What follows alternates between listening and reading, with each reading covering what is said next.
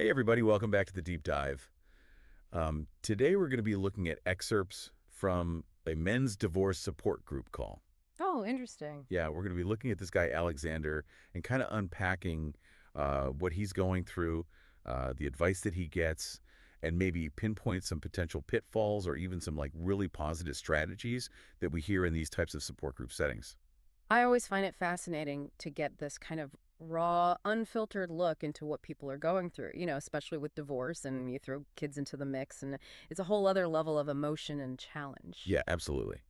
So let's set the scene a little bit. Alexander is about 2 weeks post-separation. Okay.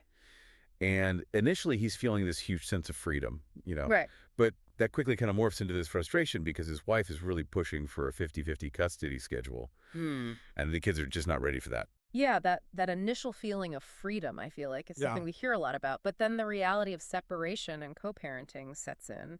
And it sounds like maybe his wife is operating a little bit more from her own needs than what the kids are emotionally ready for. Yeah, and that really comes through in the way he's talking about it. And he's really, trying to walk this tightrope of supporting his children's choices while remaining neutral and really putting their well-being first. And he even tells them straight up, like, look, whatever you want to do, if you want to go spend time with your mom, that's fine with me. It's not going to hurt me. All I want is what's good for you. And if you're happy, I'm happy. Wow, he's saying all the right things there, putting the focus on the kids' feelings and not putting them in the middle. It's got to be so hard, though, when your emotions are running high like that. Yeah, and this is where it gets really tricky Yeah. because it's not just a difference of opinion on custody. It gets messy. Okay. Alexander describes his wife publicly accusing him of things like ambushing the kids at the bus stop, Oh, even like lying to them about agreeing to see her. So it paints this kind of disturbing picture. that's really tough. That kind of behavior, we see it a lot more than you would think, and it can be so damaging to the kids because it creates this instability and insecurity. It's almost like they're being forced to question their own reality. And then he describes this chaotic Saturday morning. He's created this calm, peaceful environment for the kids at home. Right. And she bursts in demanding things from him and from the kids, like demanding that the youngest get dressed, Oh, wow. yelling at the eldest to wake up, even demanding that he get her a ladder for something in the loft. Oh my gosh. It's like she's intentionally trying to disrupt any kind of stability that he's trying to create. It almost feels like it's not even about the ladder. It's about this power and control thing. Yeah, like she's maybe feeling out of control in other areas of the divorce and Yeah. taking it out on him and, indirectly on the kids as well. Like asserting her presence, making sure everyone knows she's still in charge type of Mhm. thing. Yeah. It's really interesting because for all the chaos that she's causing, Alexander's response is, it's pretty incredible. He stays really calm. Okay. He tells her, I'm sorry. No, I don't owe you anything anymore. Wow. Refuses to give in to her demands and ends up closing the door on her. That's a boundary right there. Yeah. That's huge in these situations because it's not about being unkind or anything. It's about protecting yourself and the stable environment that you're trying to build for the kids. That must have taken a lot of strength to stand up to that. Yeah, and ultimately the kids do end up going out with their mom, but it's this really underwhelming kind of Comic-Con experience, Oh, no. which just adds to the Oh, tension. man. And Alexander's just left feeling stuck, Ah. essentially acting as a single dad with his Yeah. life on hold indefinitely. He's doing his best in a really tough spot. You can just hear the toll it's taking. And that's exactly why, these support groups can be so vital. It's that validation, that shared experience, and, hopefully some good advice. And speaking of advice, let's hear what the other guys have to say and unpack it together. Yeah, let's dive into that. It sounds like Alexander is under a lot of pressure, What kind of support does he get from the group? Well, the first person to chime in is Logan, another member of the group. And right away, he validates Alexander's feelings and says, it's not your job to facilitate a relationship with your kids and your ex. She has to do the heavy lifting. That's such an important point. Yeah. Because it's easy to try and fix everything for everybody especially when you're the one who's been left behind. But as Logan says, it's not Alexander's responsibility to manage his ex-wife's relationship with their kids. And Logan goes on to share his own experience, having gone through something similar with his ex-wife and, how it affects his daughter. Mm. And he really drives home that point that it's not Alexander's job to kind of clean up after his ex or make excuses for her behavior. Yeah, that shared experience is so powerful in a support group setting because it makes Alexander feel less alone, less like he's the only one going through this. Yeah. And it reinforces that, he's not responsible for his ex-wife's actions. But then Logan makes a comment that, I don't know, it kind of caught my attention. He says something about these types of people, referring to Alexander's wife and his own ex. Yeah. And it feels a little like he's generalizing and maybe labeling, which could be a little bit tricky. Yeah, I see what you mean. I mean, it's understandable for him to feel angry and frustrated. For sure. But, labeling people can be a slippery slope. Yeah. And, it can prevent clear communication and co-parenting because it creates this bias.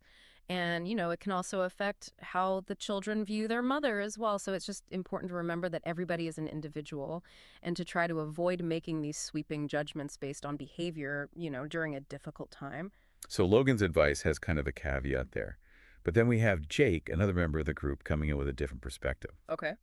He starts off by pointing out that, Alexander and his ex-wife live pretty close to each other. Right. And he kind of talks about how that, could be good or bad for the kids. Yeah, that's interesting. Proximity can sometimes, make transitions smoother and allow for more flexibility, but it can also, blur boundaries and increase the potential for conflict. Especially with all the disruptive behavior that's already happening. Exactly. And then Jake kind of digs into the Comic-Con incident, wondering if it was like a genuine attempt to connect with the kids or just like a desperate move on the mother's part. He even talks about his own like less than stellar convention experiences, which I thought was kind of funny. I love that he's kind of challenging the group's perception of the situation. Yeah. He's making them consider some alternative explanations and not just assuming the worst intentions. I think that's a good reminder that there are always multiple perspectives in these complex situations. But here's where Jake's advice seems to contradict what Logan was saying earlier. Okay. He suggests that Alexander should gently remind his children of the good times they had with their mother, kind of hinting that it could help them, avoid any potential regrets down the road. Yeah, this is where things get tricky. Because on the one hand, it's important for kids to maintain some connection with both parents, if at all possible. Right. But on the other hand, you don't want to minimize or invalidate their negative experiences, Well, how do you kind of balance that? Yeah. Like acknowledging their feelings, but also encouraging this relationship with their mother, even when she's behaving this way. It's about helping them to understand that people are complicated and that relationships evolve and that it's okay to have mixed feelings about your parents. And remember, encouraging a relationship doesn't mean forcing it. It's about creating space for the possibility of a connection, but ultimately respecting their choices. Okay. It's a delicate balance for sure. And Jake actually goes on to share about his own situation. Yeah.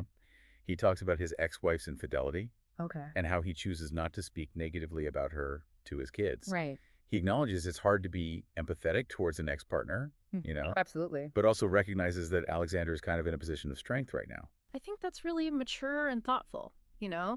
It shows that he's really putting his children's well-being first, even if it means setting aside his own hurt and anger. So we've heard these two pieces of advice, right? Logan emphasizing boundaries and then Jake suggesting gentle encouragement. Right. What are your thoughts on navigating these different perspectives? I think it highlights how important it is to remember that advice, even well-intentioned advice, needs to be carefully considered.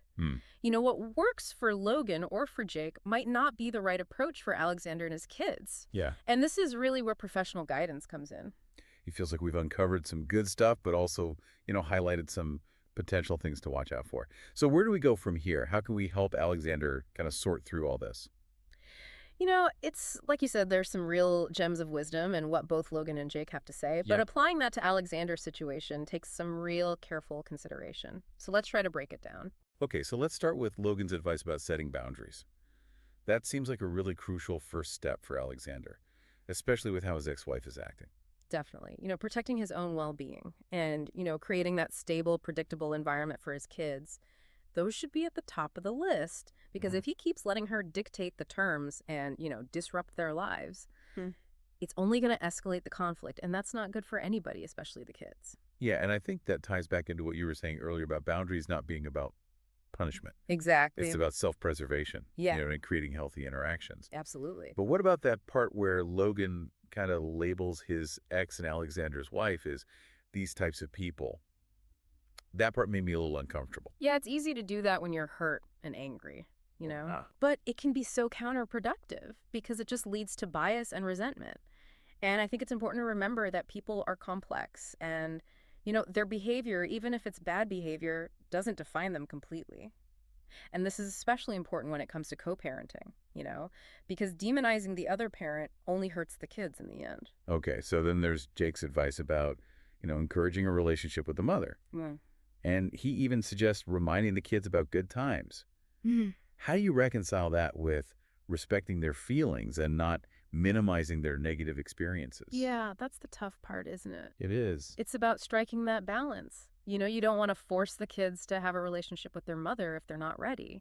And you don't want to pretend like everything's fine and ignore, the valid concerns that they have. So it's more about opening the door to the possibility of a relationship without forcing it. Exactly. And maybe instead of focusing on good times, which might be hard for the kids to think about right now. Yeah. Alexander could try reminding them of shared interest, Yeah. or specific moments that, they might enjoy revisiting. Like, for example, if his son loves dinosaurs and his ex-wife took him to a museum exhibit, Right. he could say something like, hey, remember that time Mom took you to see the T-Rex? That was pretty cool. Right. So it's like finding those points of connection, Yeah, those neutral points of connection. without pressuring them or sugarcoating anything. Exactly. And at the same time, it's important to acknowledge the negative experiences. Yeah. Like Alexander can validate their feelings by saying things like, I know it's been tough lately with Mom. It's okay to feel angry or sad or confused. Right. So he's acknowledging, the reality of what's happening, Yeah. but also encouraging that potential, path towards a healthier relationship. Exactly. It sounds like this is all very sensitive and requires a deep understanding of his kids and their needs.